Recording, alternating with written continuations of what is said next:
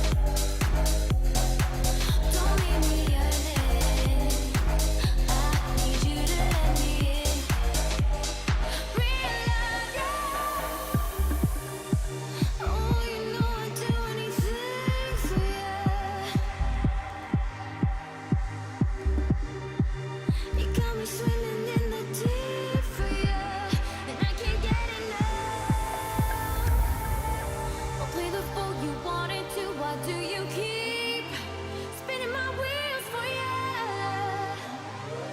I toss and turn, seem so absurd, but is this real love, baby? Is this real love, real love?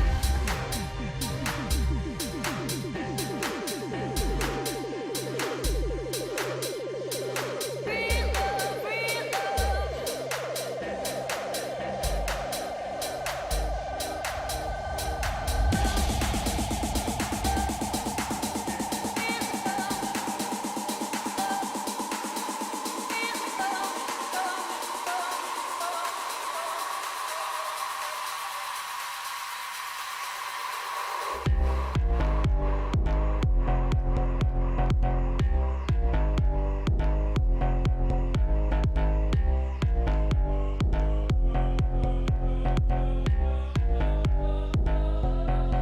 I know you want it, and if you let me, I can take you there.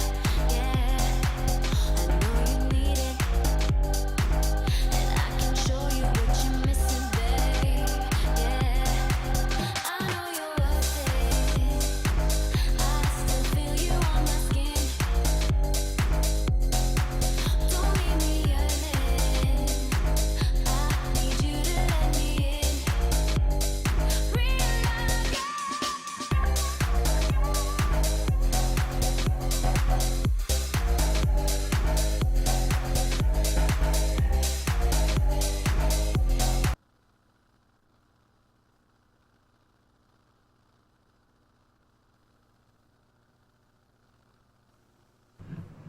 And a good evening, everybody. Welcome over here to ESEA TV. About to be bringing you a match tonight between Cloud9 and Area 51. We finally got all the server stuff sorted. Now we're just waiting for all the players to join. Currently, all 5 Area 51 members are here, but we're still waiting on Cloud9 to show up, and then we will be good to go. Tonight, casting will be myself, Dustin Moret, and joining me for not his first time casting, but I think our first time casting together at least, is going to be none other than Jason Moses O'Toole, formerly of Exertus Esports in CSGO, and quite a name in North American CSGO for quite a long time, as well as in 1.6, of course, as well. How's it going, dude? It's going well. You flatter me. And yeah, this is our first time casting together, so this should be a good time. Yeah, I flatter you, and I'm also relieved because my solo casting on this channel was pretty rough last time I did it, so I'm glad to have a second voice along. It always makes it more enjoyable experience for everyone, I think. For me, because I'm not talking to myself, or at least I don't feel like I'm talking to myself. Feeling lonely lately? Yeah, feeling alone. It was actually funny because I had someone else streaming for me last time, but I was still the only one commentating, so it was like someone was there, but they were just watching me talk to myself, if that makes sense. So, no, and it's also cool. And it's also cool to have like a true like color commentator or analyst or whatever you want to call it around as well. I mean, when I do cast by myself, I try to inject that a little bit, but obviously it's great to have someone like yourself who actually has experience playing this game at a professional level in CSGO and like, you know, previous urges of the game as well. So you'll definitely be able to add something that I lack to the stream, and that'll be great for everyone, I think. Yeah, it absolutely should be a good time. And you know, this has got to be one of the first times that we've seen Shroud play on Inferno with this squad. Because I know they only had like one Inferno match before they left for Germany, and they never played it at ESL. So we haven't quite seen how they're going to bring Shroud into the fold here, so this should be good stuff.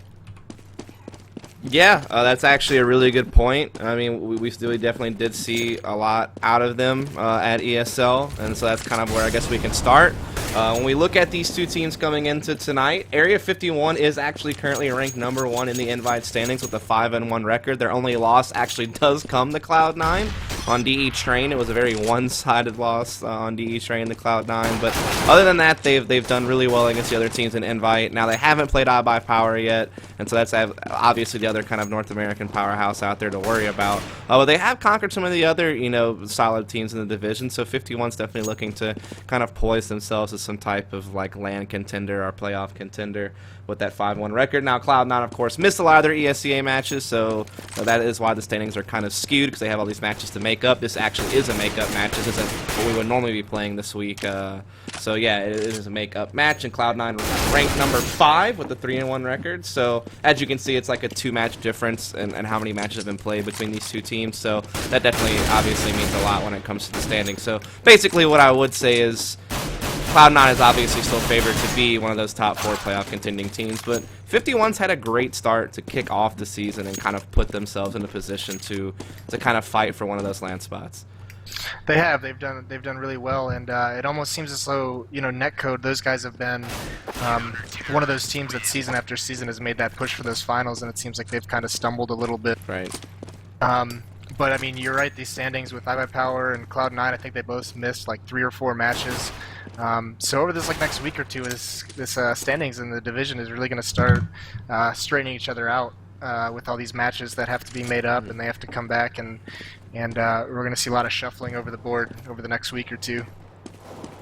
Yeah, iBuyPower missed even more matches than Cloud9 because obviously they were gone for G3. Right, which they were in was England the week before. in the boot camp. Yep. So they actually have even more to come back from. But obviously, most people are going to kind of assume that Cloud9 and iBuyPower are probably definitely going to be attending ESEA LAN. So it's really kind of the fight for the other 2 spots. And you have a couple of teams kind of fighting for it. You're going to see 2 of those teams tonight, you know, Area 51 in this match here. And then directly after this one is over, we should have Cloud9 playing against Lunatic Esports, which is kind of the other team in North America that's really fighting for a LAN spot. Outside of those 2 teams, though, I think teams like your former team, Exertus, those are probably the main ones contending right now. Yeah, those 3, Area 51, Exertus, and Lunatic are all, I think those are going to be the 3 fighting over those last 2 spots, because, you know, Reliable, they seem to be, Reliable and Netcode, they seem to be struggling, and SK has had some good matches, but they just seem kind of up and down, which is pretty standard for a team just new to invite. And then Manajuma is just done for the season. But yeah, those 3 teams are going to be the big ones duking it out for those last 2 spots. Yeah, I mean, there is always that chance. I mean, it's still decently early in the season. I mean, it's like right at the halfway point, pretty much, or nearing the halfway point, I guess I could say. As you know, there's 16 matches in a season, and I think each team has played, well, besides the makeup matches that Cloud9 have to do, each team has played like around 6 or 7 matches so far. So yeah, we're approaching that halfway point. I mean, I think there is this chance that Netcode can maybe turn things around and be a LAN contender. I mean, only basing that off of history purely, just because, I mean, last season they had a pretty, I think it was an 11-5 record in the regular season last season. Before that, they had 2 seasons back-to-back where they had a 9-7 record. So they've always been kind of either contending for a LAN spot or just below that, if you know what I mean. So I do think that Netcode probably still does have like a chance to maybe pull something and try to get back into LAN contention. But yeah, I definitely think that if you were to look at it and try to figure out what's most likely, obviously Cloud9 and iBuyPower are almost guarantees at this point, based on how they've been playing. And yeah, so I think yeah, it's most likely Area 51 and Exertus. And Lunatic Esports kind of fighting for their 2 spots, but I think Netcode can creep back in. They'll have to go on a little bit of a run here to do that, but yeah, they definitely have the potential. Especially with JDM back playing, you know, he took that little break where he said he was done, and I think he missed like 2 or 3 matches, and then now he's back. So that could be good for him, kind of like how Sean was revitalized at ESL after he said he was going to take that little bit of a break. Yeah, I'm not really sure what that's about, if I'm honest. I heard that JDM was just kind of filling in because Lucky had stuff that he had to do and he couldn't like commit to playing for right now or something like that. So I'm not sure if he's like a temporary 5th until Lucky comes back or how that's going to work. As if you look at, I mean, we'll kind of get to that later, I guess, but I'm not really sure how that's going to go. But looking at the teams tonight, we've already kind of talked about their record and how they're doing so far in ESEA, because some people don't follow ESEA regularly, and so it's kind of nice to catch them up to speed on what's going on as far as standings go. So yeah, I mean, 51, you'll notice with their roster, they kind of play with 2 different rosters between SEVO and ESEA, from what I've kind of noticed, because they use Mo for a lot of their SEVO matches, and then here, I guess they're using Darky a lot more. Darky was actually a pickup because Desi left to join Exertus. And so that's kind of, other than that, it's the same players you would of course be used to seeing from 51 from their SEVO and ESEA matches throughout the season. Then you look over at Cloud9. I mean, it's the same roster that they've had ever since they got picked up by Cloud9. Obviously coming back from ESL 1 off of a very stellar performance. I mean, they fell just outside of top 4. I mean, the 2 maps they lost to NIP were, 16-14 matches, one of which was on Cobblestone, which was a map that everyone was kind of grappling with, I guess you could say. So, I mean, definitely at least a top 8 performance at that event is what they got. But the way they were playing, I mean, it was very easily a good opportunity. They could have moved on to play LDLC on that end of the bracket. I mean, so they performed really well, especially, I would have to say, Shroud. I mean, first time leaving the North American continent and being on stage in front of all those people, and most people might get shook by that type of environment, but he definitely held his composure and played really well, at least 4 out of 5 maps, I would argue, so pretty good stuff. Yeah, I was very impressed by Shroud. I do want to say that, everyone's been on this Cloud9 train, and this isn't really a criticism, but you look at those 2 group matches that they won over Titan and over Dignitas, and they kind of had those huge comebacks, which is awesome to watch. But you also have these like massive hero plays, especially against Dignitas with that Hiko retake that I'm sure everyone's seen. But you have to wonder, like, you can't count on plays like that being made. Like, they could have very easily have lost both those matches. Oh yeah. And so you're like, oh my God, they did great. Like, look at them at the top 8. But then you also got to wonder, if Dignitas plays that one round, how it should have been played if they didn't make the mistakes, and if Titan didn't muff that 15-10 lead, then Cloud9 could have very easily been eliminated in group stage. Oh yeah, I mean, that's definitely the counterpoint to what I said. I mean, they definitely did not have the cleanest group play, but God, man, I almost feel like we're always seeing Hiko make hero plays like that almost every single tournament, and again, like he's consistently able to do that. So good at it. I mean, he got that one versus 5 clutch in ESEA that one time on this map that we're about to watch. You've seen him do it at ESEA LAN against like Navi and NIP on DDoS 2, and then to turn around and do the same things on in Mirage against Dignitas. It's just like that guy's consistently making nuts plays. But looks like we are about to get live with the match here, so let's go ahead and get started. For Area 51 starting out on the CT side, as they were the home team. They got the side choice for this map. It is going to be Arya, Disciple, Lawson, Darky, and Nitro. Then for Cloud9, of course, it is going to be Nothing, Hiko, Shroud, Simphis, and Sean Gares. And looks like for right now we're going to have the bomb gathering kind of up in mid, 1 player towards Banana. Hiko clearing out the apartments, already going to find Disciple very, very quickly. Nitro trying to make the trade here on the stairs, and he will be able to, but in the meantime, the rest of the Terra team are actually starting to press up lane, but Nitro continuing to keep his team in it, at least, as it is now a 3-on-2, but Simphis is quickly going to get the advantage back over here to Cloud9, leaving Arya all alone in a 1 versus 2. And Shroud's going to be able to hold him off there, so what did we kind of see there, Moses? It was kind of back and forth. Yeah, it was crazy. Area 51 kind of did like a pretty delayed Halls take, which allowed Cloud9 to beat him to those stairs. But it looked for a little bit like they were just going to have like a double or triple stack in that pit, which would have been perfect, but it was just masses of trades. And I think that's what you're going to see a lot of Cloud9 doing on this map is just playing basic Counter-Strike and making sure they get those trades. As we're definitely going to see a pretty heavy investment here for Area 51. As you can see, they have armor on 4 of their players, 3 of which is going to be head armor. They have a Nova on Arya, the person who doesn't have armor, and then CZs on everyone else. So this is your typical second round buy nowadays, with the CZs still being as powerful as they are. But Nitro going to get caught with the grenade out and gets kind of some free damage dealt there from Simphis, taking him down to 19 HP. And I'm sure Cloud9 is going to be wary of these CZs, but looks like they are trying to get some apartments control here. A big A stack. I mean, it's your standard 3-2 split, but they're stacking like really heavy inside the site. I think mostly because Nitro probably took all that damage over on the other side. So what are we going to kind of see out of this, you think?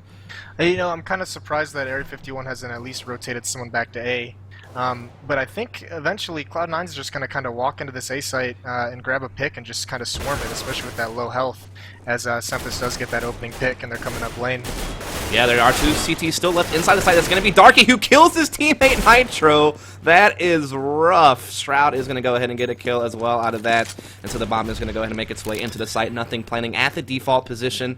Arya and Lawson are going to be the last men standing here, and Arya definitely going to want to try to hold on to that Nova for the next round, just to maybe have basically a mirror image buy on, which you're probably going to see some of those guys still probably pick up CZs. Not sure if they'll still make an armor investment or not, but it's actually kind of funny.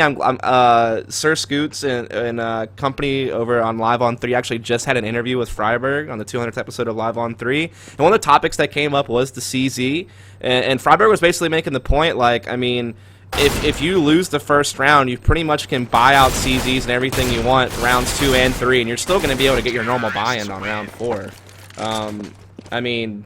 Yeah, it's tough. It's almost like there's not really an eco around anymore. Especially, Cloud9's known for it, but you see teams who have no problem if they have 2 or 3 guns just full out buying and getting those CZs on those last 2 or 3 players they have and just considering it a full round. I mean, that gun is just so strong, and something maybe just what Freiburg's saying is just add some money to it, make it more expensive, so you can't just do it with impunity. Just buy out second and third round. That's maybe something we can actually discuss if we get some dead time at halftime or after the game, is what is the correct solution for the CZ, because I think there's been lots of suggestions, and I think maybe it would be kind of constructive to try to figure out exactly what would be the best route. But here we do have Arya, who actually does have an AK. We do have 3 CZs, so like I said, kind of a mirror image buy. The only difference is that Arya actually upgraded to a better gun, and there's not as much armor on the CT side, but Cloud9 dealing with it pretty efficiently so far, so they've yet to lose a player. They moved their way up lane. They've actually cleared out the A side because it was kind of a 3-man stack over at B. So once again, the bomb is going to get planted here, and Cloud9 should be able to walk out this round with no troubles. Obviously, Arya definitely looking just to save that AK. You might see someone else try to go for some type of exit frag. I mean, Nitro could afford to try to do something with this CZ. Right, but I think what they're going to try and do is, and even Nitro could get closer, is use those 2 pistols to protect that AK a little bit. Maybe help the AK get another kill, get another gun down for one of them. But they do want to keep that AK alive. So having those 2 players, instead of just trying to get an exit, just protect it. See what you can do, especially in that tight-knit quarters like this back construction. Terrorists win. Yeah, definitely. That's a good point.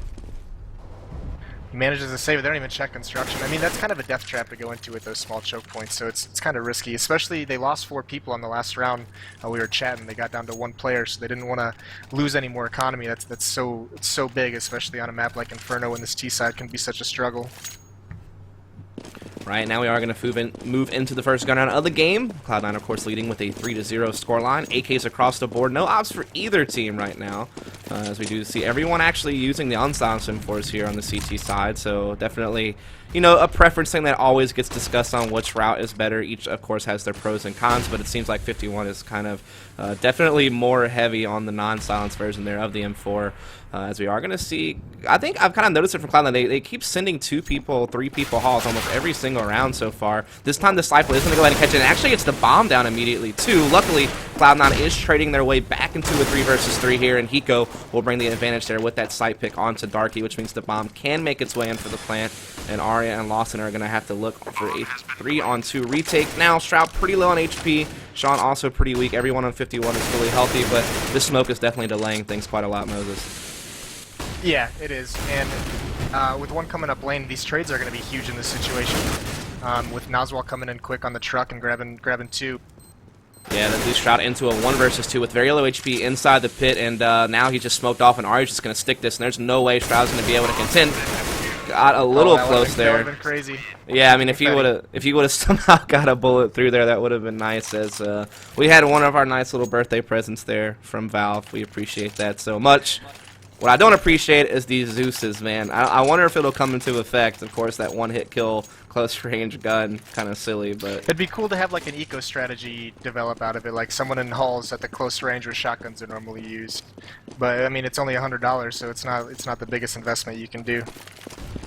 Yeah, I mean, it's like a Max 7, but you gotta just be a little bit closer. I mean, well, actually, a lot closer. But anyway, we do actually see the CT side actually decide to pick up an op, and then it's going to be Arya over at Banana, and he will get the initial pick. 51 going to give up another one to him there. Sympus will also go down, and so things have definitely changed here. As Cloud9 still trying to get into B, but Arya just shutting them down single-handedly with 3 op frags there. Shroud coming in, finally grabbing something, grabs 2 in fact. And all of a sudden, it's that roller coaster ride of a round. It looked really good for 51, but now all of a sudden we have a bomb down. We have 2 very healthy players in Cloud9. Nothing is going to get caught just a little bit there, but for the most part, they have pretty decent holding positions. as Nothing will step out and equalize it to a 2 versus 2, and man, have the tides turned in this round here against 51, as Nothing will just finish it off with the hat trick there. I mean, how do you do that, Moses? That's just crazy. Well, the problem was, you know, I think it was Nazwal who was playing B with Arya. Arya got those 3 picks, and then from there in a 5-on-2, you should never ever lose. But Nazwal started feeling a little overconfident and tried to kind of creep around a smoke and get that pick into water, and he just loses it. And then it's an op stuck alone in that B site, and that just kind of opens the round up for Shroud and Nothing, who just, you know, they can hit their shots. Everyone on this Cloud9 team can, and to give an opening like that in a round that you already have in the bag is just devastating. Right, so of course we are going to see 51 on a save here. You know, they make that minor $300 investment on a couple of their players to get these CZs. Everyone else is just going to be stock, so it's pretty much, I mean, short of not buying anything at all, this is probably one of the heaviest ecos that you can take, and it looks like Cloud9's mopping it up. What do you expect to see here from 51 maybe going forward to try to maybe have a more successful first half here? Yeah, I mean, you know, it's tough losing that round and just destroying your economy. More, you know, their 2 gun rounds have looked fine, except for that one small mistake. You know, they won their first, and then they lost that second just on one mistake. And you make a mistake like that, and Cloud9's gonna take advantage of it. So it's just kind of playing a little bit more disciplined as individuals. You know, that AK, all that Nazwal had to do that round is prevent him from planting the bomb. Didn't have to get a kill, just stay alive and just don't let him get into the site without a fight. And it's just kind of individual discipline like that. Now they're on a second save, so they're really depending on that op to get some picks. Yeah, I mean, I guess it was that whole, like, loss bonus, win one, lose one type situation, but then it got even further multiplied because of the investment that they made on an The op. economy, Yeah, it just kind of put it in shambles now, and so 51 is going to be forced save again. Go ahead.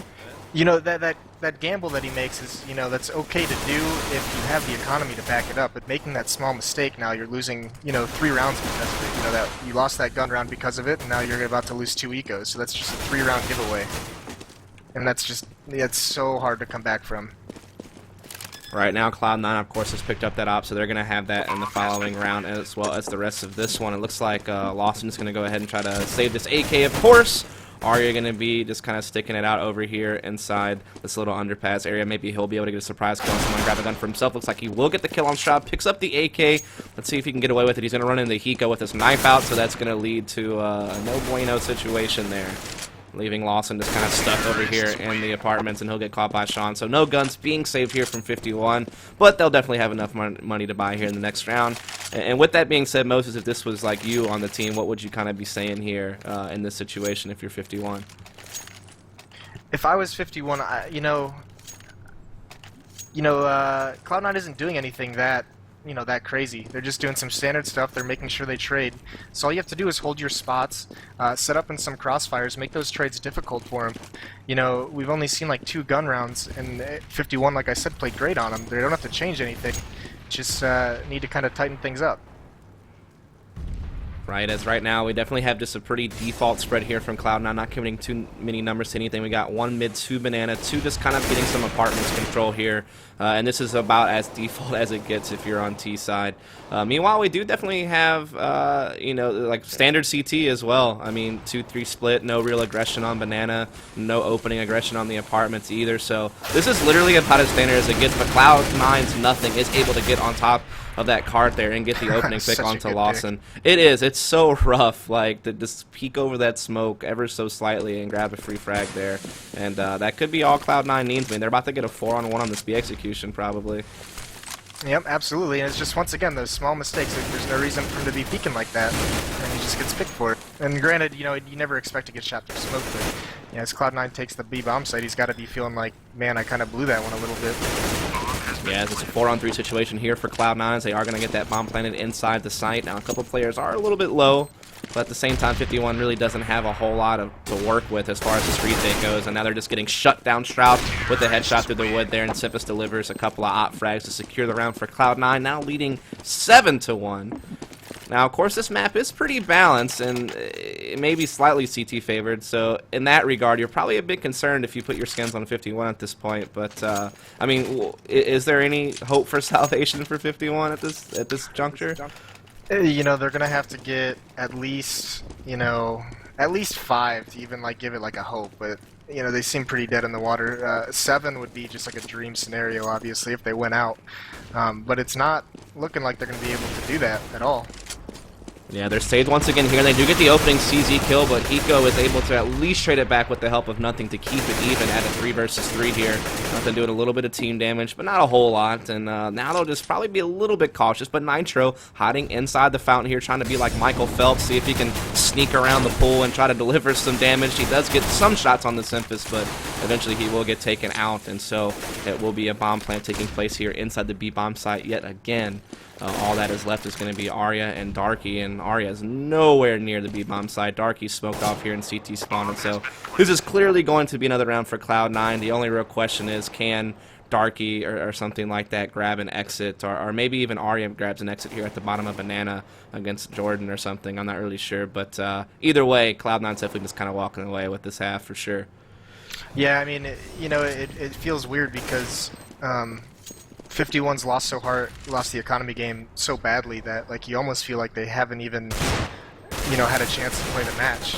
There's probably been just as many ecos from 51 as gun rounds at this point. And when you crush your economy like that, it's just so difficult to come back from it, because every time you win a round, you lose one, and your money's just gone for so long. Yeah, I mean, I can count at least 4 or 5 rounds where they've had to save. I mean, of course, the standard 2 rounds after you lose the first, that, and then there's been 2 or 3 other occasions as well. Yeah, even outside those standard 2, there's been 3 more after that. So, I mean, that's 5 ecos in 8 rounds or 9 rounds. Yeah, it's hard to win Counter-Strike like that, that's for sure.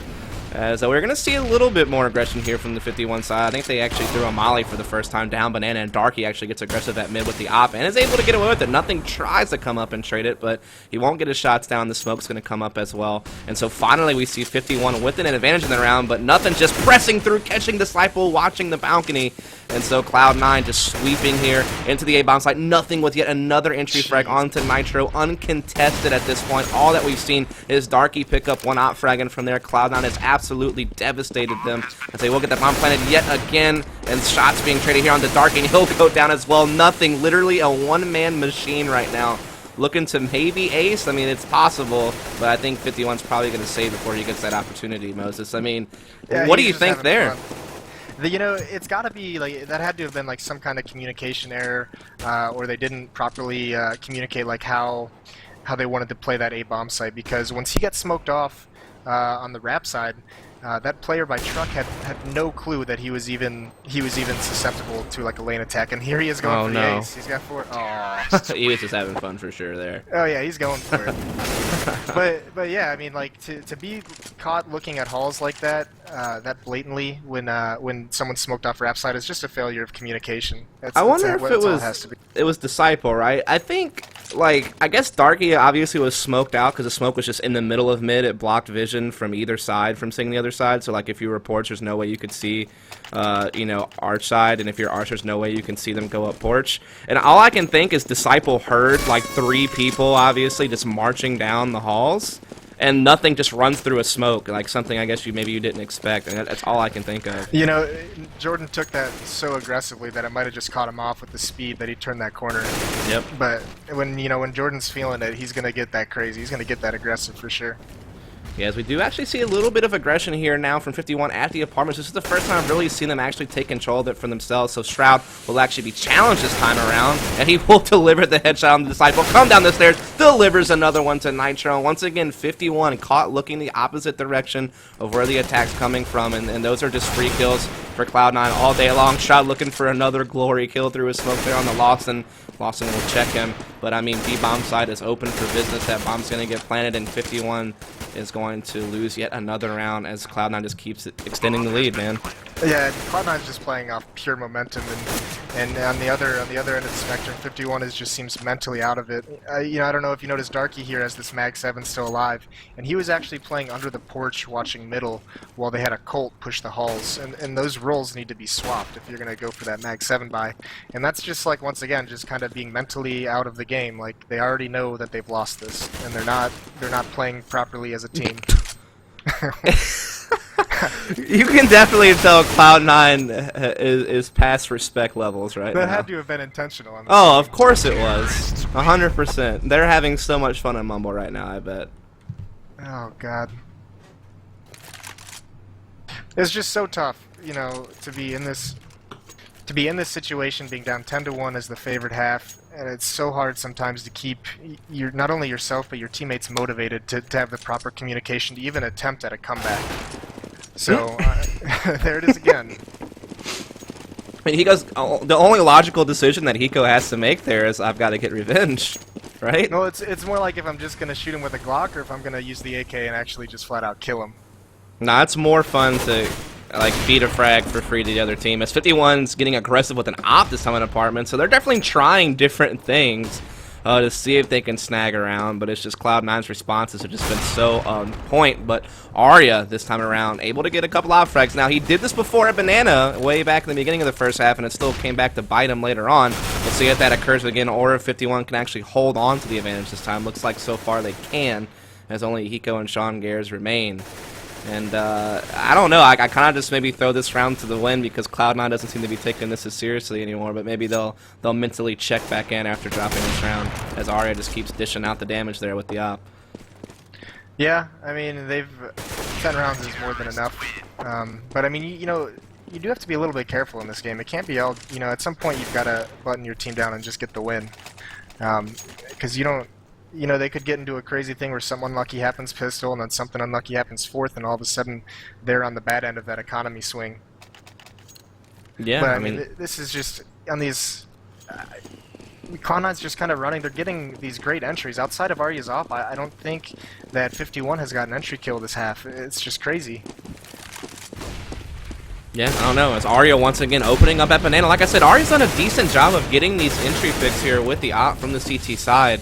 Of course, I don't want to see deja vu again here at Banana, where he got 3 op frags and they still wound up losing the round. So I definitely think he needs to be a little bit more careful here.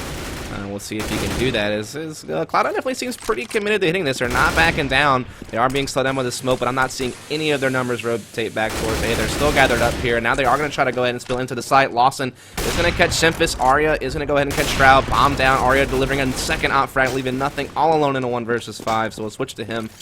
As he definitely has a long road to travel to try to get back in here, but he's definitely... Oh no! He does a lot of damage to Arya, and Lawson picks him up through the smoke for the TK, and nothing grabs a second frag, so now a 1 versus 3. And I've seen him win these, so it's definitely getting more manageable as each frag passes, and now it's a 1 versus 2, but finally he angles himself into a free frag for Disciple as he was checking the spools, and so we won't see any crazy miracle play this time around. And so 51 trying to put some points on the board here, as you can see from the graph, but they almost wonder if it's a bit too late. They had to have started to get so worried when nothing dropped 2 kills there at the end and they got that TK. Like, that's got to scare the hell out of you right there. Yeah, I mean, as you can see, Cloud9 not actually on a full buy this round. They only have a Galil on Sean, but everyone else is pretty much fully decked out, so it's not too much of a disparity here. And Cloud9 just marching up mid, no holds barred here, just literally plowing their way up there.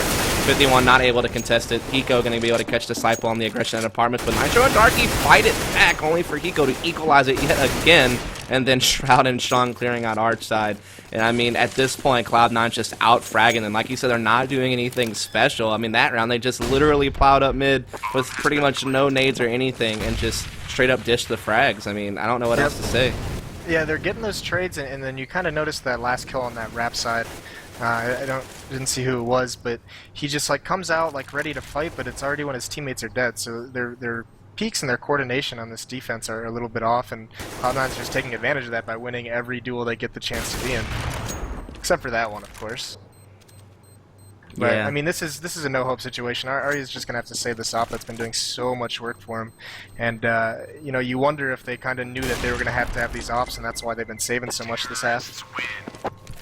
Yeah, I mean, obviously Mo is kind of their primary opper when they play in CEVO, but whenever they've played ESEA, Arya's definitely been kind of the one to use it the most. I mean, you'll occasionally see Lawson or someone else pick it up, but for the most part, it is Arya. And as you can see, if you look at the scoreboard here, this is like the last round of the first half. You can see that Arya definitely up there. I mean, 17 frags and 9 deaths. He's, you know, almost double anyone else on his team. He's double than most of the team. There's definitely kind of a little bit of an issue there, but I mean, I don't know what else to say other than that. He delivers an entry frag again at Banana, but immediately gets traded and B's open completely. Yeah, they were on a power play to start that off. I think Noswell dropped out. He just got back in. So B's completely open, but they haven't realized it quite yet. Yeah, they're definitely still checking all their corners, checking the back, making sure no one's hiding in some of those like lame spots that you'll see sometimes, just hiding in dark spot forever to the last second, catching you while you're trying to plant. The Cypher does get one nade frag into here, but Hiko's going to be able to spin through the smoke, collect one player there in the back area. Hiko collects another one, but Sean Gears is in a 1 versus 2 with an op at the triple box area, and Lawson's going to hunt him down and get it, and so they should go ahead and collect the last round of the half. It is going to be 4-11 to end it, but I mean, if 51 gives up this pistol round here in the second half, it's going to be a long road to come back from. Yeah, and here's the other thing, you know, Cloud9 doesn't care about the pistol because they're so good on eco rounds that it's just like, win the pistol, and we're still going to win the second round. You know, and it goes back to that whole CZ conversation, and even like the Deagles, you know, Sempus and Shroud, those are two of the strongest Deagles in North America, I think, and you know they have that ability to just win any eco round that they're put into, and we've seen them do it against the best teams in the world.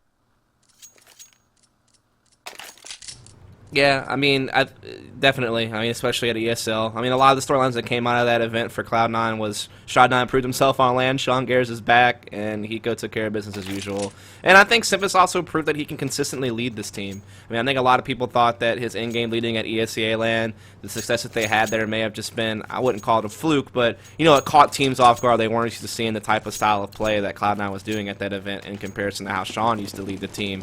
And so they wondered, hey, can Simpus consistently do that? And I guess he kind of proved that he could, and they're carrying that momentum over here to the States. His calling felt way more organized at ESL, though.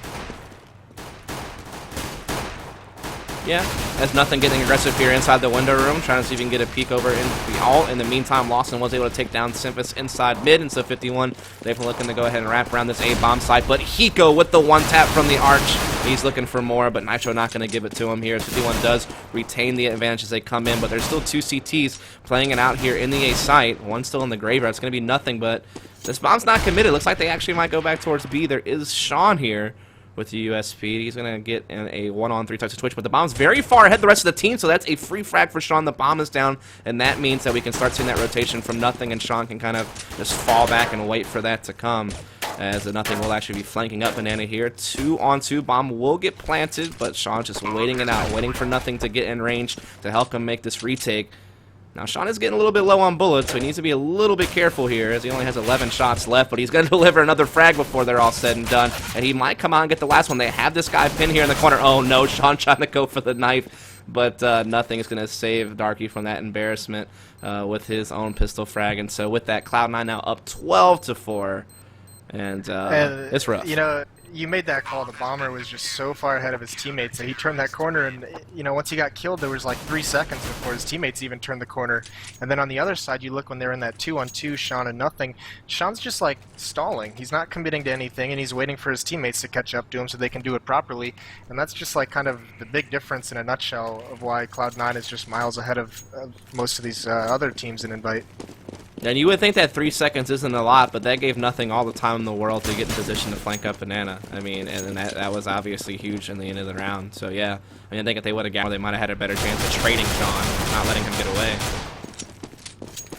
As we are going to see Simphus and Nitro. So far, this kind of exchange frags. We do see CZs on the 51 side, but Cloud9 have full head armor, and with the remaining players, they have a mag and 3 rifles, so they should still be good to go.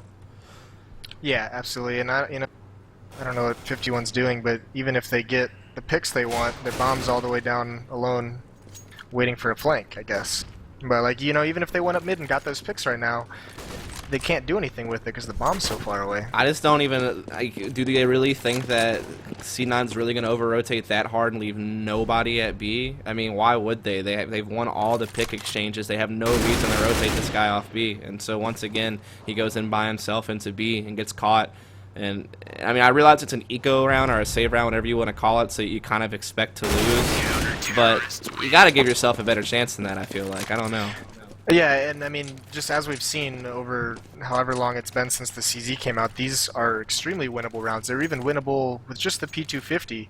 Like, to not have any organization on an eco round is just so bad at this level of play.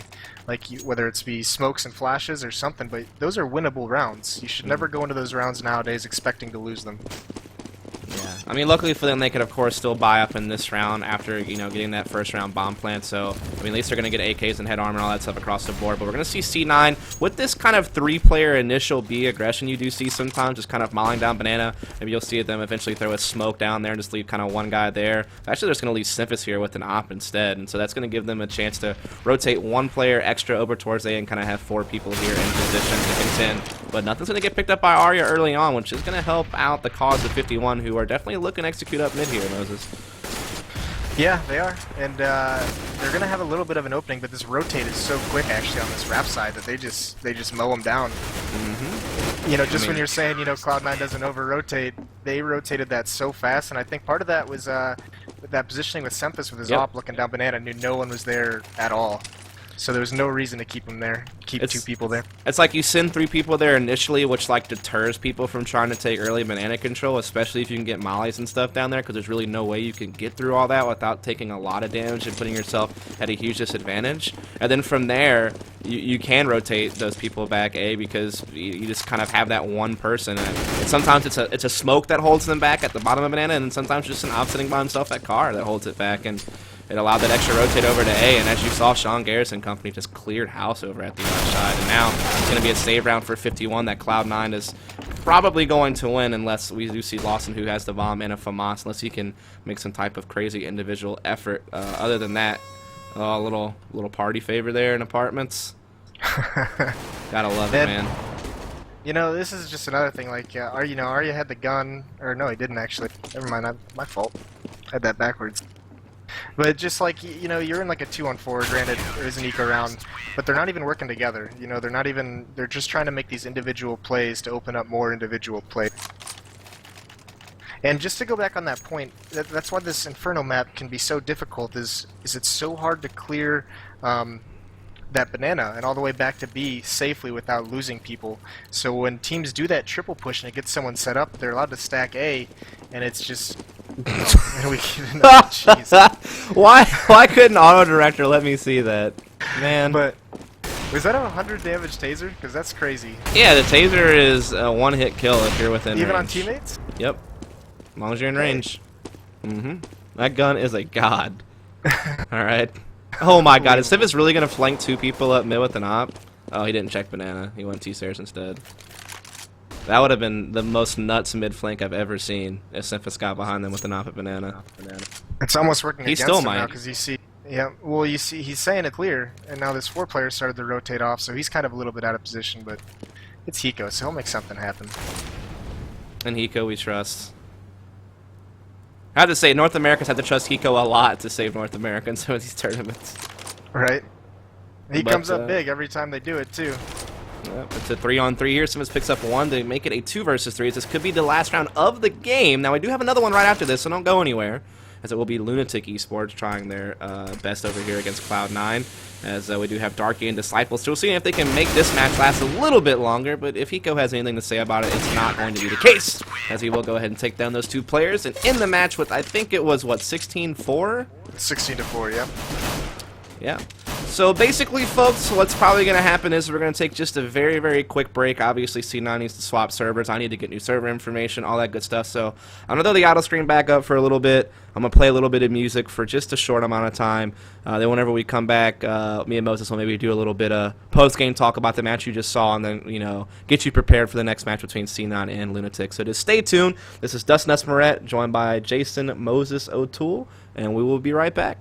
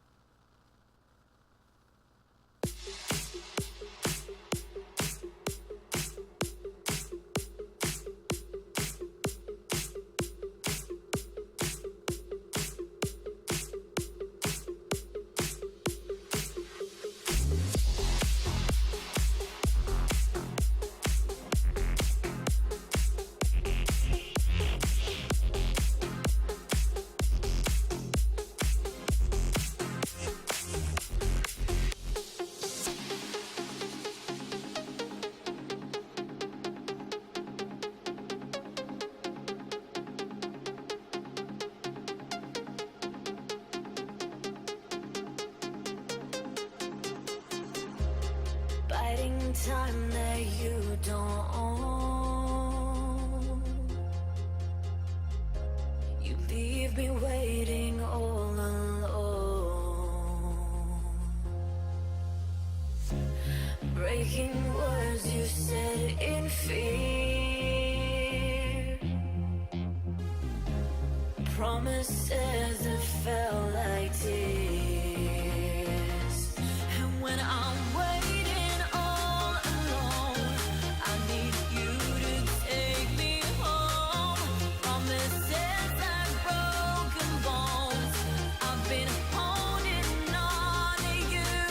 And when I'm waiting all alone, I need you to take me home.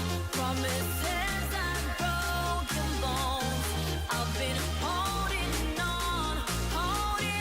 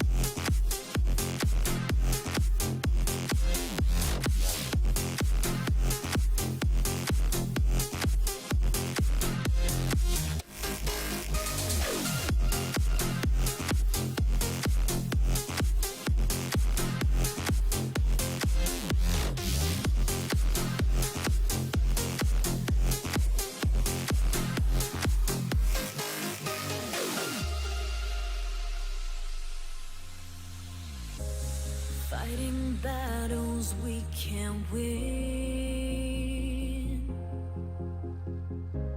Can't you see the mess we're in? Choking up on every sin. Your promises don't mean a thing. And when I'm waiting all alone, I need you to take me home. Promises like broken bones, I've been holding on to you. And when I'm waiting all alone, I need you to take me home. Promises like broken bones, I've been holding on to you.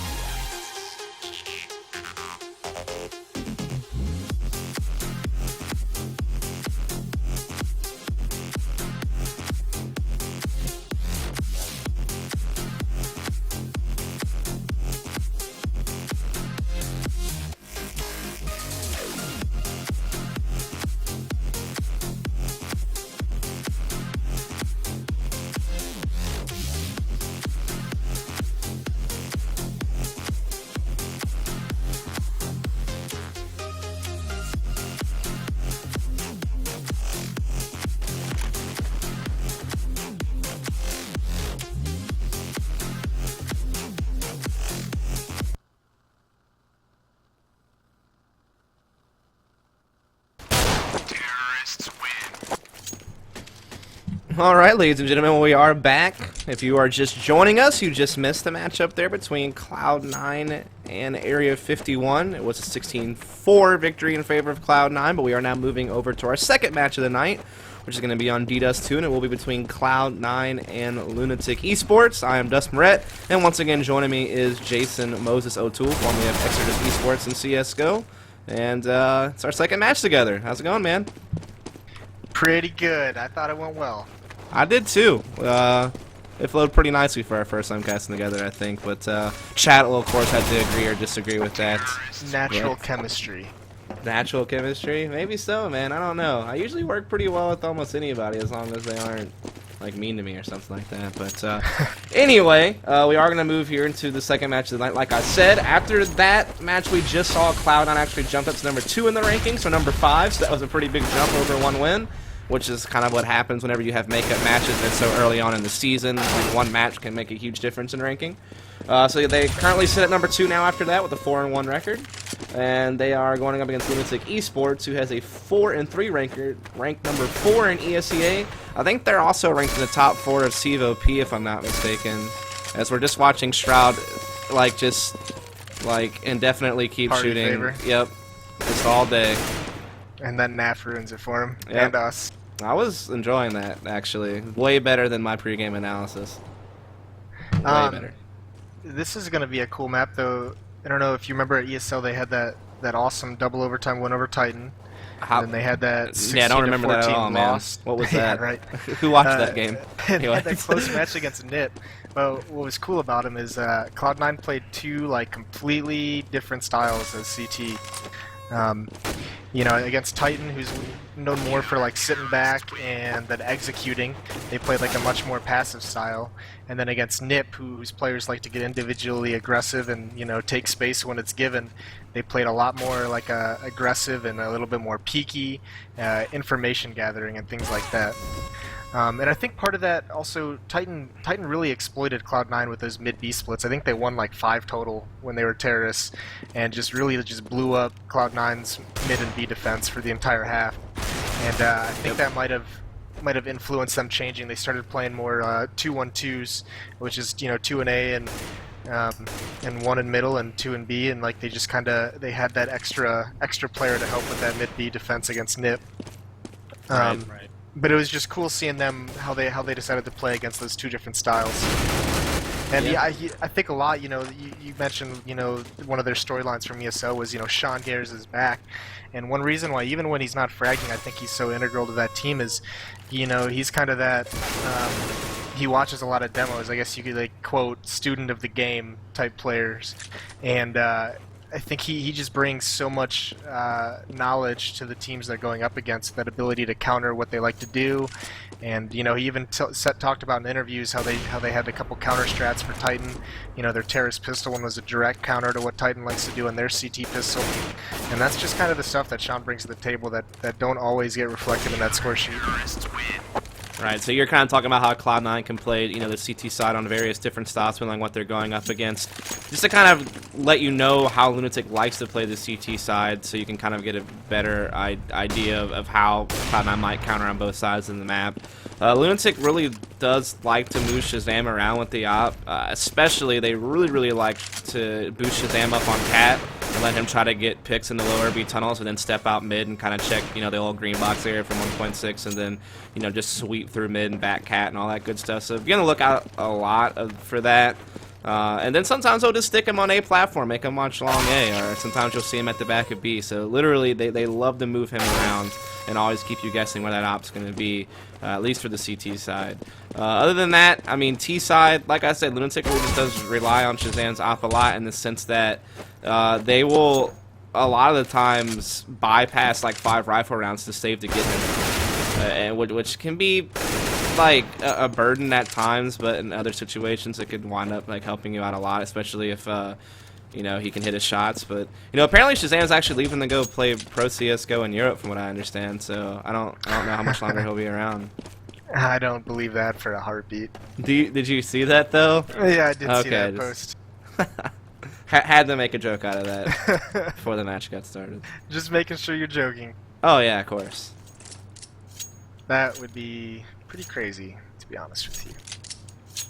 Indeed, so it looks like we are going to get live with the match here pretty soon, as the live on 3 has been initiated. It will be Cloud9 starting out on the CT side, Symphosis, Sean Gares, Nothing, Shroud, and Hiko, of course, and then Lunatic, Juvenile, Daps, Fugly, Naf, and Shazam. Now, if you're unfamiliar with Lunatic, basically they started out as a never good enough team last season in ESEA Invite, fell just short of playoffs. Like, I think they had a 9-7 record or something close to that. Juvenile, Daps, and Naf returned, and then they picked up Fugly when Monty left. Or actually, they picked up Shazam right after Monty left. But they picked up Fugly as well during the offseason as someone that they have played with in the past, so definitely a familiar team with one another. But let's get into it here. Looks like Lunatic is definitely gathered up to do some type of hit on B. It looks like all of them are actually heading over to upper B tunnels, and they're just all going to execute out into B site now. We can see Cloud9 is playing a retake on it. There's no one inside the site. Hiko's just spotting the cross, and he will deliver the headshot onto Daps, but Fugly will trade it back immediately and get right on top of that bomb plant here. Cloud9 stacking their players outside for the retake, but Fugly picks up yet another kill, and he might actually get aggressive and window, look for a third, but he will run into Symphosis, and he will eventually have to back down. In the meantime, Shroud coming through the B tunnels, able to catch a frag there onto Naf. And so we have an even 2-on-2, but Fugly once again grabbing another frag, and then another Fugly. Kind of the one-man show for Lunatic that round with a quad kill. And so Lunatic is going to pick it up 1-0. What do we see there, Moses? You know, I'm always curious teams who like to play that retake on pistol run. You have to trust a lot in your ability to get some of those like nice shots in, which Cloud9 does obviously with their players. But it was just, you know, a standard. You know, they had B, and it was just kind of where are you going to go from there? How are you going to retake that bomb site when you've got, you know, 3-4 Glocks in it? There's just so many places you have to check going in, and Lunatic did a good job of peeking and not letting him advance onto the site for that retake at all. Just peeking and staying alive.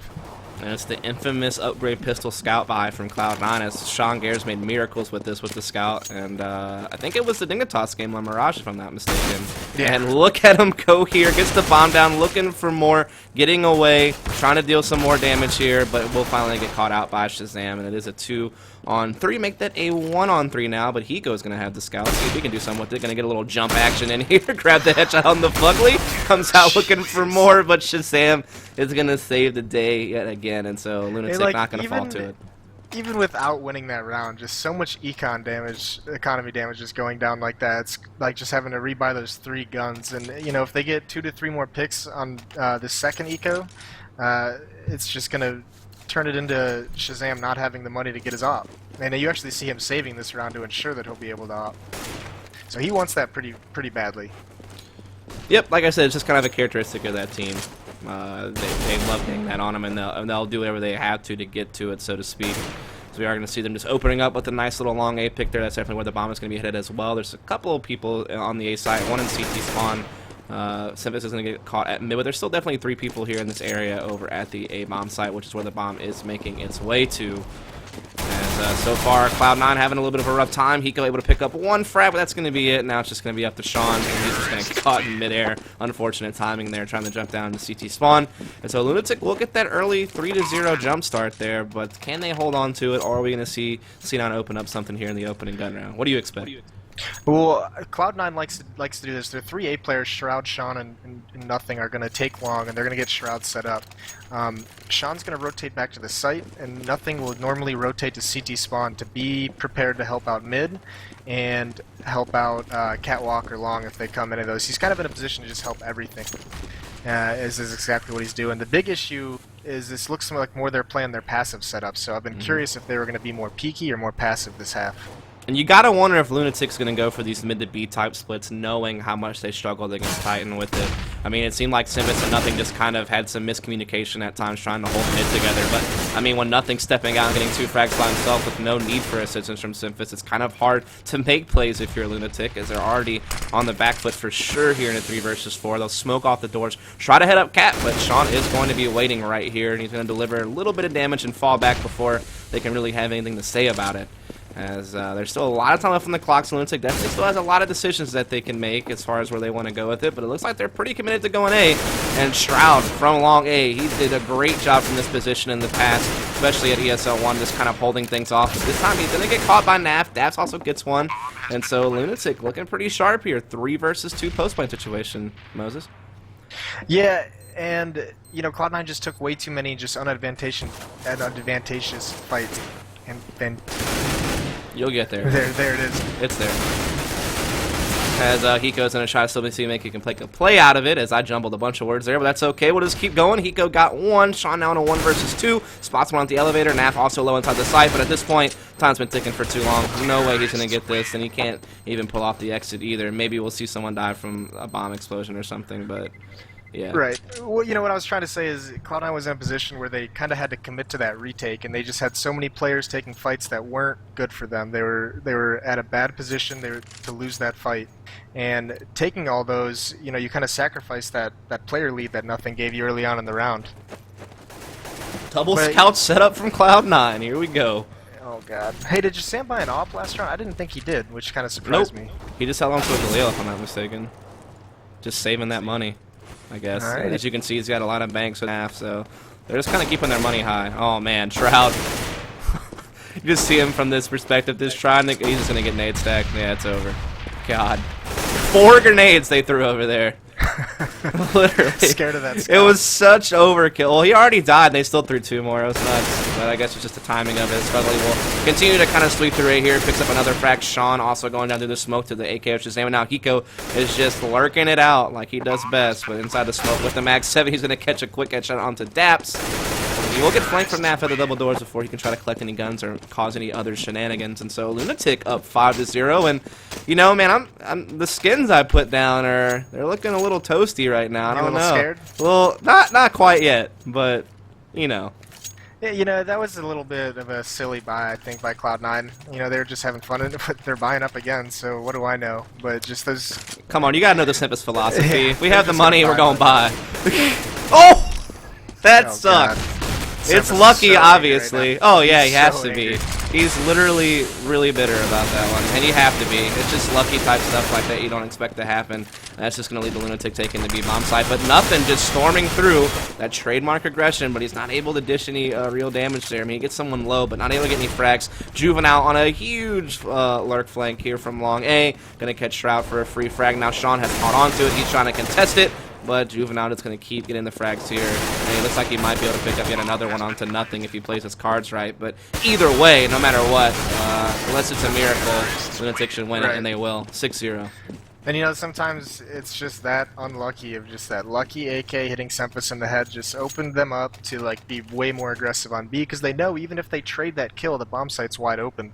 So there's no reason not to apply at least a little bit of pressure there, force Hiko to make some hero play. Yeah, man. I don't know. So now how do you feel about your skins? I guess these C9 fanboys like myself are in for it, man. I don't know.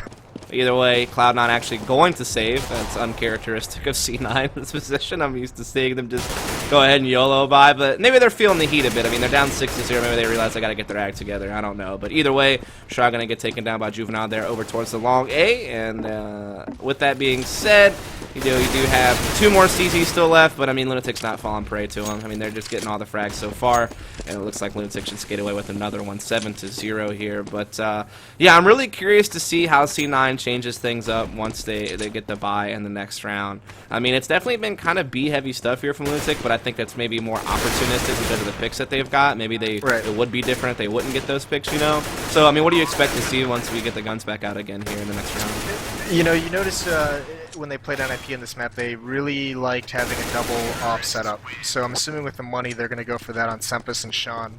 And I think they might be able to catch these guys off guard a little bit, just surprise them with 2 ops. And I would expect Sempus to do some kind of aggressive peek in middle with his Triple ops. What's better than 2? How about 3? So you're almost clairvoyant. You're just not quite there. Oops. Yeah, man. It was a good call, though, to be honest. I don't think anybody expected the 3rd one coming out either, but no, we'll see what happens. Crazy. You know, just a huge rush in the B is what's going to happen. 4 coming out. 1 will be kind of lurk flanking at mid. That's going to be Juvenile. Hiko able to pick up 1, but Symphis is remaining alive here at the doors for now. But Juvenile definitely still creeping it out at mid, so you got to watch out for him at any given moment to pull off a kill on a rotator. As he's just kind of waiting here at Cat. I think eventually he will have an opportunity for one, and he will catch nothing, trying to go into lower tunnels now. All of a sudden, Shroud and Sean have to worry about him instead of focusing on the speed retake for now. And so Lunatic, once again, looking pretty solid here. Symphis able to get 1 pick, though, equalizes it, but only for a short time as the trades keep going back and forth until Sean's left in a on a 1 versus 2, trying to come into the site, but Daps will catch him there from the default box, and so it is Lunatic up 8-0. So a huge investment on 3 ops, and Boy, it doesn't get anything. This backfired so hard because it's so difficult to retake B with 3 ops. I mean, obviously, even just having 2 ops makes it difficult. But not only that, they now gave 2 ops to Lunatic, so their economy is just rolling. Yeah, they're going to double pick now, Naf and Shazam both. Looks like neither one of them are going to deliver any damage this time. Luckily for Sifis, because if he would have got picked twice like that, he would have been pretty heated, I would have to imagine. Oh, yeah. As I'm kind of curious to see what Lunatic wants to do here. Once again, kind of gathered up in the B tunnels. It seems to be kind of how they started most of the rounds, with the exception of one round. They kind of went long, but that was an eco for Cloud9. So definitely favoring this B attack. And I think maybe they were just as clairvoyant as you. Maybe they knew that it was going to be a multiple op setup. Obviously not 3, but maybe they did expect 2, and they realized, hey, if we can get into B, then it's going to be hard for them to retake with that other opper. So, I mean, I don't know if that was the mindset or not. But either way, Hiko's just kind of hiding out here in the cubby at B, and so we're just waiting to see this explosion. But Hiko going to step out with the peek, grabs one, Naf trades it back. But 4-on-4 here, Moses. What do we got? Well, here's this may actually work out in Cloud9's favor, because you notice how much that Lunatic has slowed the game down out. They have these 2 ops. They're not doing their fast-paced hits. But A's wide open, so they're coming in on it, and all they're going to have is Shroud at long, just holding, knowing there's going to be a lurker waiting for him outside the cave. Yeah, he's probably aware that Juvenile likes to come late, but it's actually Shazam this time that's going to be there with the op. And Daps is going to take out nothing inside CT spawn, and so it's a tough spot here. Simphis going to be just kind of chilling over here, trying to get something done. Shroud at long does pick up one. Simphis going to get caught here by Daps once again from the A platform. And I've just seen so many times where a C9 guy has got caught just looking the wrong way in an exposed angle. Like right there, Shroud had the, or excuse me, Simphis was kind of worrying about a mid flank. You know, just an easy frag from Daps from the A platform to peek him in the back while he was in CT spawn. It's just little things like that, like unlucky timings, you know, crazy random AK headshot through double doors. Right. Like little things like that are just adding up. But I don't want to take away from Lunatic either. I mean, their executions have been pretty solid. They haven't fallen prey to ecos or anything like that. So they're doing everything right on their front too. They're doing everything right except losing all the battles. You know, you don't see them, you know, winning initial battles or trading as well as they did against Area 51 in the last match. Oh, I was talking about Lunatic. Oh, I'm Not sorry. C9. Yeah. I had it backwards. All good. But continue your Well- thought process, because it was good. Well, just about Cloud, yeah. I mean, they're just not doing that. They're getting into a lot of individual battles. They're not available to be trading these kills, and Lunatic is just taking advantage of that, and they're just winning every gunfight they're in. And you know, when you're not available to trade, it's all purely based on an individual player's aim, and Cloud9's losing that. Yeah, as I can tell you, Lunatic definitely does a lot of research on these teams when they go into these matches. They always want to come out and surprise. I mean, in this regard, Lunatic has a lot to fight for. They want to prove themselves. They want to prove that they can hang with the best in North America.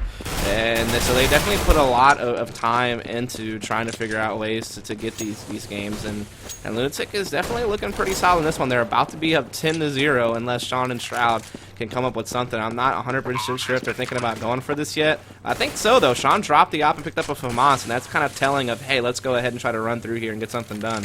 Yeah, they need rounds. You know, they can't afford to save this. They need some rounds on the board. And it looks like they're not going to get it, though. Daps immediately shuts down Shroud. Sean's still kind of waiting in the shadows. Able to pick up one frag. Puts up the M4 for a second. Oh, my goodness. Could he pull this off? If he could have caught Shazam right then and there, maybe. But at this point, he has to just go straight for the defuse now. I mean, there's no time. He's going to try to pull it off in the smoke, but I don't even think he can find it. And so now he's just looking for the frag on the Shazam, and there's just no way now to get the No defuse kit, at this no point. time. Even if he had a kit. I mean, Yeah, that's I think if he would have... Go ahead. You just notice it, like when they do that mid split. You know, Cloud9 gets the first frag, and the trade is won by Lunatic. Then they get that second frag, and then I think it was Hiko pushed the upper B tunnels to defend against the mid aggression, and he loses a one-on-one fight with Shazam, who has a CZ. So it's just these individual battles just being lost all over the map, and it's just leading to this giant gap in score. Yeah, as C9 able to buy up again. Lunatic once again going for a really heavy B rush right off the bat. They did this earlier, it worked out really well. They're going for it again. This time Hiko having a little bit fairer of a time shutting it down with the help of Simphis, who was just an aggressive lower B push. coming through the flank at upper tunnel, able to pick up a second frag, but it still winds up being a 3-on-3, and it still leads to yet another Lunatic bomb plant, and Dap's trying to catch rotators at mid, that time on the lurk, but Shroud is there to trade it at least back to a 2 versus 2, but it's still looking pretty rough as we do see him creeping through the smoke there at the double doors in B. In the meantime, Shazam is holding off the push there at the tunnels, and Juvenile's push through the smoke is fruitful as he will take down Sean, and Lunatic is up 11-0. What is going on? Is there a glitch in the Matrix or something? Like, I don't this is insane. understand. I mean, I'm not saying I kind of Lunatic out completely from winning the match, but if you would have told me it was going to be 11-0, I would have thought you were nuts. Yeah, I would have as well. This is just crazy. I think you're starting to see a little bit of that like Counter-Strike momentum go in the favor of Lunatic. Is when you're on these rolls, like you just keep going with it, and it just kind of snowballs, gets out of control. Yeah. In before 50,000 forum posts about C9 throwing for skins. Yeah, right. Yep, I want to go ahead and put that out there. It's definitely coming. As I'm sure C9 is not too pleased right now. They would definitely like to put some numbers on the board here. I mean, the match is definitely not out of reach, but at the very least, you don't want to get embarrassed either. So I'm sure that's like first objective. Then second objective is to go ahead and try to close it out and win. As you can see, they've kind of got to that point where they're just force buying, which, like as you mentioned earlier when we saw them kind of force themselves to go for a retake in an unfavorable situation, it's really because they have no choice at this point. They need to get rounds. I mean, sure, this map tends to kind of see T side get more rounds than CT side, but not 11-0. I mean, it's not that favored. Alright, this is a bit much. Yeah, this is kind of exceeding that threshold that you expect. As we do see Lunatic once again trying to come out long. Shazam picks up the opening op frag. We still have 2 players here with the crossfire, and they are going to come up big with it there, as it kind of leads to an even exchange, which means a 2 versus 2. Probably going to get caught by Sean over there at Goose, and so now, finally, C9 looks to be in position to probably pull out a win unless Shazam comes up big with the AK, but he's going to have to make a high-low shot here. 1 elevator, 1 A plat. That's not an easy angle to try to peek, especially if they peek together, and Sean's going to go ahead and get the frag there onto Shazam. So it will finally be a round for C9, 1-11. They're not going to get shut out, but what can they do from here to get back into the game? That's really the real question, right? Yeah, I mean, the 11-4 was that scoreline against Titan that they brought back, so I mean, you can't discount them. Even if they win out and get 4 rounds, you gotta imagine there's always that glimmer of hope. They are the comeback kings, but I mean they've just got to start. Someone's got to catch fire and just come up huge for them and just win them 1 round, get some momentum going, pick up the attitude, just things like that. That's all you can hope for at this point in an 11-1 half. Man, I don't know. I guess since Shroud showed up to that 1 LAN, he can't like be their online warrior anymore. I don't know. Yeah, right. That's why they picked him up. They're like, just yeah, get there. and now they're like, crap, he's land proven now. So, and you know, C9's always been known for this. Like, they have a bunch of really good LAN players, and then online they sometimes struggle a little bit. They slack off a bit. Yeah, exactly. And then they picked up Shroud, who theoretically would have been kind of the bolster their online strength, but now he's land proven too. So they're just boned online now, I think. As Lunatic once again just kind of getting pickings into a mid to B split. They're gonna get that bomb plan. They're gonna have a 4-on-2. And it's not going to be easy here. C9 is definitely fighting a very, very uphill battle as each round passes, and you know, I think Lunatic's actually going to take this one, and I'm gonna lose a little money here. Hey, it happens. And so are a lot of people in chat. So are a lot. I mean, this is just crazy at this point. Thank God there's no over/under betting. Like. Oh God! Don't even plant the idea. Man, that spread though.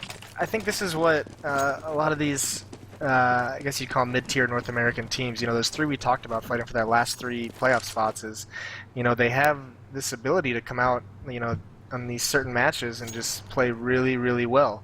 The trouble has always been consistency with them. Like, can they do it night in, night out? Like, you know, iBuyPower and Cloud9 are normally known for. Yeah, I mean, like I said, NGE, which is what Lunatic is now, pretty much minus like 2 player swaps, was right outside the field at the top 4 to get into LAN last season, and this season, like I said, they've done pretty decent. I mean, 4-3, not too shabby. I think their losses come to some of the other top teams kind of competing for the LAN spots. Like, I didn't lose any slouches or anything really. So yeah, I mean, they're definitely coming out heavy hitters right now. I mean, it looks like they're about to take the half now 13-1. I mean, like I said, I wouldn't have counted Lunatic completely out of winning this game. I mean, I would have said, yeah, they do have a chance because I know Juvenile and company definitely puts in the time on like scouting out their opponents, watching demos, putting in lots of practice, putting in lots of scrims. I mean, they also all play a lot of CS outside practice between the streaming that they all do. So, I mean, they definitely put time into the game, so you can't ever count them out. But like I said, I wouldn't have expected it to be this one-sided, that's for sure. No, and I think this might just be a little bit of like a LAN hangover. You know, every team you saw out of power get beat up a little bit. It's just kind of that transition from playing at a LAN setting at a tournament back towards the online setting, and it's just kind of a weird transition sometimes. Your first few games back. Yeah, they do have a bit of an eco around here in this round. Kind of deagles across the board, 1 and 4 on nothing. Kind of say they're going to take guns in the last round, I suppose. But I don't know if it's going to matter here. I mean, Lunatic is already once again in a 5-on-2. Shroud trying his best with the deagle. He's got a deag and a dream. He's trying to see if he can help Cloud9 out here, and they could definitely use it. But Shazam sweeping his way up from long will catch Shroud there. And so Hiko is just kind of hiding it out here in CT spawn. I think he got spotted as well. Shazam will take him down also. And so it is 14-1 first half, and short of a pistol round victory for Cloud9, this thing is going to be done, and it's going to look real bad on the stat sheet. Yeah, this is going to be a rough one to look at on your page. Yep, one of those ones that you don't even want to click on. You don't even want to see your RWS. No, unless you're Lunatic, of course. Oh yeah, you're definitely like, how many frags did I get that game against Cloud9? You're going to be having a party after this. Oh yeah. Let the sub trains roll for these streamers over there, huh? So, to the pistol round, the all-important. What do you got, man? What do you think? You know, I think the way Cloud9's playing, they're just going to stay grouped up. I don't think they're going to be particularly confident taking any individual fights. They're just going to stay grouped up and hit something. Wouldn't surprise me if they messed around with mid a little bit before doing anything. Cloud9's a team that really likes to mess with mid, try and get like a mid pick and or a cat pick if someone's peeking. What's weird is I'm used to seeing Cloud9 really enjoy doing the whole like armor on like 3 people and 2 people drop guns, like 250s or CZs or whatever. This round they elected to just armor up almost everybody, and I think it's like it goes back to like those one-on-one fights where they're not as confident since they're so far below. They want to play like safer and have everyone with armor. But as you can see, it didn't pan out at all. Sean Gares is all by himself here, trying to get a plant inside the site, but he's just gonna get owned there by a native Juvenile. Yeah, so it's unlucky. Match point by the second round of the second half. What do you know? Like I don't know what else to say. Yeah, that's tough to swallow for these guys. But I mean, props to those guys came to play. Oh yeah. You know, you saw Shazam just get 2 quick headshots against the people in middle, coming from lower B. You know, they're just on fire tonight. Sometimes yeah, man, I don't want to take away from. I think I'm just in shock. I don't know. Like I said, they definitely do their homework. They definitely put in the time. And short of Cloud9 making the most epic comeback in North American online CSGO history, I think Lunatic's probably going to walk away with this one. But they're working hard for it in this round, as Lunatic is put in a 2-on-2 here. Hiko with 15 HP, shot with the full 100, and that trusty scout. And I think he did get a hit there on that long A player. Yeah, he did. And so they are going to go ahead and start hunting them down here and try to see if they can postpone this match just a little bit longer. As if this round is over, we'll be done for the night. Yeah, right? Hiko needs a gun. Real bad. I think he's scared to go get one along though with his low health. I feel like something's broke because I can't see their ammo on my overlay. Well, Hiko has 17 bullets left, if that helps. That does help. I was kind of curious. I mean, there's a FAMAS right there. He just walked by it. Yeah, I don't know what that's all about. Does he have something on his back that we just don't know about? Are we crazy? No, he doesn't. Oh, there's Sean Scout though. Oh, Fugly's just gonna rain him down with the FAMAS. That's gonna be GG 16-1. Literally, tough. It was like 2 different Cloud9s we saw that night. We saw Cloud9 absolutely devastate 51 on Inferno 16-4. Then we see them get absolutely devastated 16-1 on a different map from a different team, and that's just nasty. I mean, I don't know. Right. Ripperoni's my skins. Ripperoni's a lot of people's skins. Yeah. We hit almost 17,000 viewers tonight, Moses. How does that feel for your debut? It's a little nerve-wracking. 17,000 potential comments. Oh man, I'm sure there will be 50,000 Reddit threads about how awful you were, right? No, Oh, I'm just God. kidding, man. I think it was fun casting with you, Moses. I appreciate you coming in on pretty short notice. I think I messaged you like 4 hours for the matches. I was like, hey, I don't have a co-cast tonight. I heard you're interested in maybe doing some casting. You want to do it? And you're like, heck yeah, let's go. And so that was definitely awesome. So I definitely appreciate it. Also appreciate everyone out there who decided to tune in and catch these matches tonight. Both of them were fairly one-sided, I have to say, which makes for maybe less interesting Counter-Strike, but at the end of the day, it was still cool to see some matches here from the pro scene over in North America. If you guys did enjoy yourself and you want to catch some more matches, be sure to hit that follow button on Twitch if you have not already. I can tell you we will probably be casting some more matches on Sunday, if I had to guess. Of course, you know, Friday and Saturday, most people kind of take off for that and don't really schedule any matches on those days, so probably won't see anything tomorrow or the next day, but you should definitely probably expect to see some more Counter-Strike being streamed over here. Like I said, probably on Sunday. We don't have any more matches for tonight, but like I said, come back on Sunday, and we should have some more Counter-Strike for you over here at ESEA. Also, you can be sure to follow me and Moses on the social media. For me, on Twitter, it's just twitter.com/DustMoret. I'll post that link in chat to make it easier for you. And then for Moses, I think it's what? J-Moses T. OT. J-Moses OT. OT. Gotcha. Yep. I'll post both those links in chat to make it easier for people. I also do some streaming on my Twitch channel if you want to check that out as well. I commentate matches on there when I'm not commentating matches over here on ESEA. I also do a talk show called The Hype where I interview pro players and other prominent community members. Then I just stream me gaming sometimes too because, you know, why not watch a noob play Counter-Strike for a change instead of watching a pro? So you can check me out over on Twitch as well. It's just the same thing, twitch.tv/JustMoret. But like I said, I'll post all those links in chat here in just a second to make it easier. But I mean, any final thoughts on these matches tonight, Moses? I mean, just the surprise. You know, it wouldn't have been a big surprise if Lunatic had won. Would have been a small one, but just to see him in the fashion they did, they played great, and that's just unfortunate. It's pretty much all I got. I don't think anything that crazy aside from outskilling him so badly. That was just insane.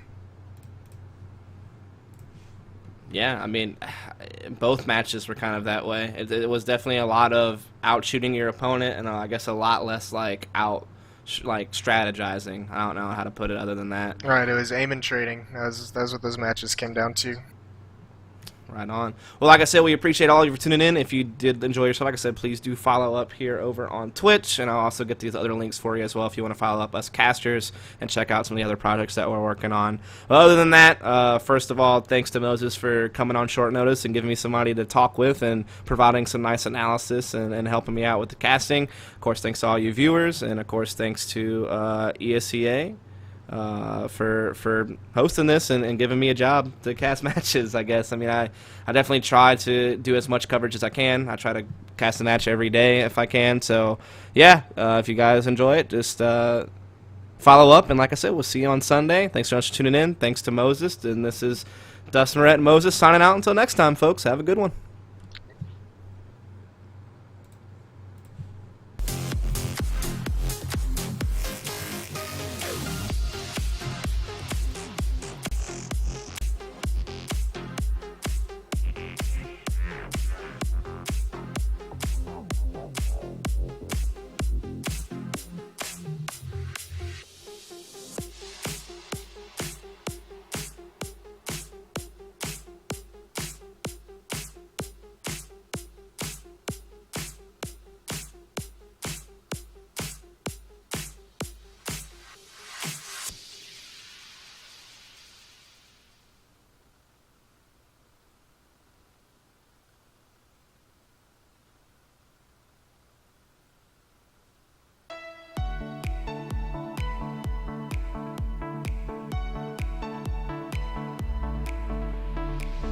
Cold light falling on the ground. Long day, but we won't back down. One thing playing on our minds. Long wait, but we won't give up now. You crave the love I gave, and we'll do